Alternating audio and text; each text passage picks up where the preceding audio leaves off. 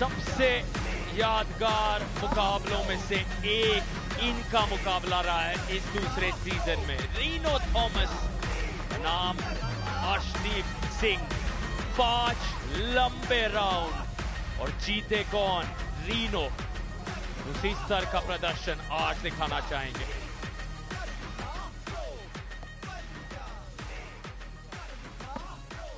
इनके अगेंस्ट आ रहे हैं किराक हैदराबाद के power house, a 4-time national champion. Please welcome Siddharth Malakar. भारतीय आर्म रेसलिंग में एक लेजेंड है सिद्धार्थ मलाकर, लेकिन अगर मैं आपको बताऊं कि इस सीजन इनका रिकॉर्ड काफी खराब रहा है। 3 मैच अभी तक ये खेले हैं और तीनों में हार का सामना करना पड़ा है। ऐसे रिजल्ट के साथ तो ये बिल्कुल भी सेटिस्फाइड नहीं होंगे। वो जीत की भूख पहले से भी। बाइसेप्स, फोरआर्म्स और ग्रिप स्ट्रेंथ तीनों के मामले में बेहतर हैं सिद्धार्थ मलाकर, लेकिन प्रदर्शन का जिक्र प्रदीप ने अभी अभी किया है। अगर सुधार लाने का वक्त है इनके लिए तो वो आज ही के दिन है। फिर जो कुछ हुआ इससे पहले वो मायने नहीं रखता, क्योंकि सबसे बड़े मंच पर सेमीफाइनल के स्तर पर आप प्रदर्शन दिखाते हैं। लेकिन क्या ये मुमकिन होगा? फिलहाल हाथ फिसले हैं। स्ट्रैप में कहानी आगे बढ़ाई जाएगी। मैच हारकर अपने रिकॉर्ड को और खराब तो बिल्कुल भी नहीं करना चाहेंगे। इस मैच में रीनो की कलाई तो शायद पीछे मोड़ ही देंगे, लेकिन उसके बाद रीनो जब इस प्रकार मैच को रोकेंगे तो वहां से कौन जीतेगा ये देखना बहुत दिलचस्प होगा। अटैक पर अटैक, लेकिन रीनो ने रोक रखा है ठीक उस तरह जैसे अर्शदीप को रोका था, लेकिन इस बार ज्यादा देर नहीं रोक सके।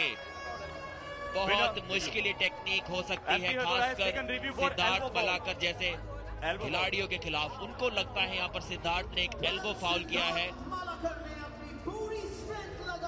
जिसके कारण एक रिव्यू लिया है रीनो थॉमस और उनकी टीम ने।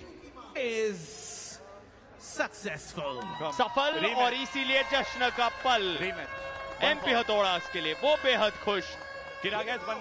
फिर से रीनो थॉमस को तैयार करके वापस भेजते हुए।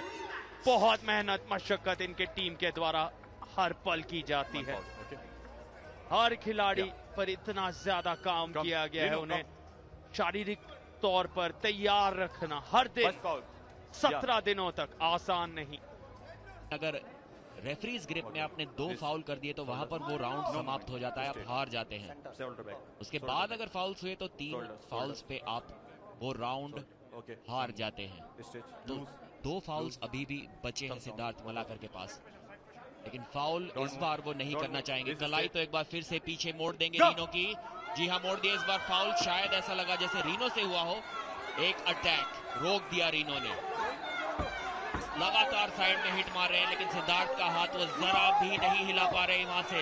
एक और अटैक सिद्धार्थ ने ललकारा इस बार उन्हें, आंखों में आंखें मिलाते हुए। तीसरा अटैक, चौथा अटैक, इस बार भी रोक दिया रीनो ने।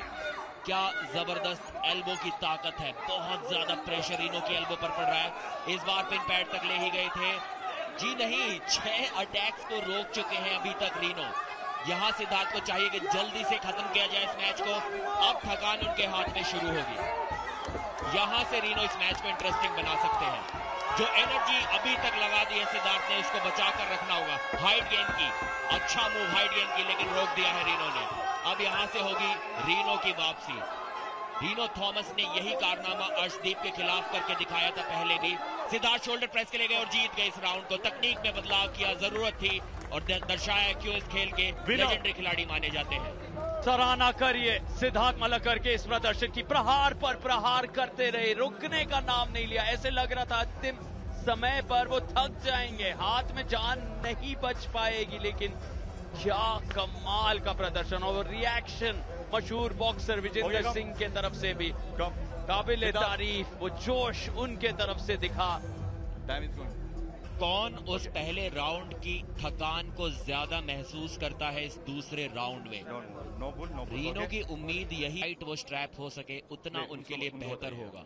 सिद्धार्थ को उनके हाथ के ऊपर से निकलकर टॉप रोल करके फिंगर्स के जरिए क्लाइम करने का मौका थोड़ा कम मिलेगा अगर वो स्ट्रैप एकदम टाइट रहेगा तो। पिछले राउंड में सिद्धार्थ अपने टॉप रोल से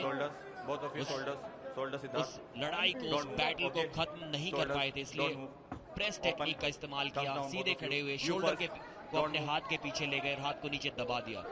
इस बार फिर से टॉप रोल के ले गए। रीनो का अच्छा अटैक। अब सिद्धार्थ पिछली बार की तरह अटैक करेंगे। एक अटैक रोक दिया, फिर से टॉप रोल। धीरे धीरे पोजीशन गेन करते हैं। देखिए उंगलियों को खोला, कलाई को अंदर मोड़ के रखा है सिद्धार्थ ने। बहुत अच्छी पोजीशन में यहाँ पर बने हुए हैं, लेकिन इस पोजीशन में बहुत लंबे समय तक रहना खतरे से खाली नहीं। एक और बार उंगलियों को खोला, रीग्रिप किया।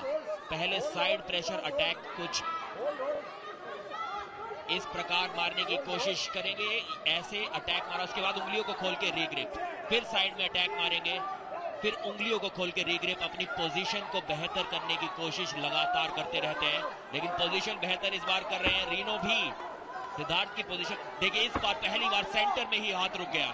ये रीनो के लिए बहुत अच्छी खबर है। और अटैक देखिए, वापसी की 2-3 अटैक। इस बार सिद्धार्थ डिफेंसिव किंग्स मूव में चले गए हैं। यहाँ पे रीनो काफी मुश्किल हो पाएगा रीनो के लिए उन्हें रोकना। क्या जबरदस्त टक्कर का मुकाबला है ये। सिद्धार्थ अब थकते हुए, रीनो जीत के काफी करीब। सिद्धार्थ मना करके चेहरे पे वो थकान धीरे धीरे नजर आ रही है। ग्रिप को पकड़ के रखने के लिए बोला यहाँ पर रेफरी ने। कोई भी इस मैच को अभी भी जीत सकता है। और ये शोर एमपी हथौड़ास के तरफ से इसीलिए है क्योंकि वो जानते हैं उनके अपने रीनो थॉमस यहाँ पलटवार कर सकते हैं, बराबरी कर सकते हैं। क्या ये मुमकिन होगा? रीनो थॉमस पास मौके बने हैं, लेकिन सिद्धार्थ मलकर वापस सेंटर तक ले आए हैं इस सिलसिले को। क्या कमाल का राउंड, सच में सेमीफाइनल हो तो ऐसा। बिल्कुल जिस चीज की उम्मीद थी इन दोनों टीमों से, वही स्तर का प्रदर्शन दिखता हुआ। सेंटर में ऊर्जा को वापस प्राप्त करते हुए दोनों सिद्धार्थ और रीनो। अब सिद्धार्थ के तरफ से प्रहार, रीनो समय ले रहे हैं और समय लेते हुए क्या प्रहार अचानक से अटैक दिखेगा? आक्रामक रवैया नहीं ला पाए सिद्धार्थ ने, अंत में आसानी से पिन पैड तक पहुंचाया, लेकिन आसानी से अंतिम लम्हे पर लगी। बहुत संघर्ष, बहुत जद्दोजहद, बहुत मशक्कत के बाद ये जीत हासिल की है सिद्धार्थ मलकर।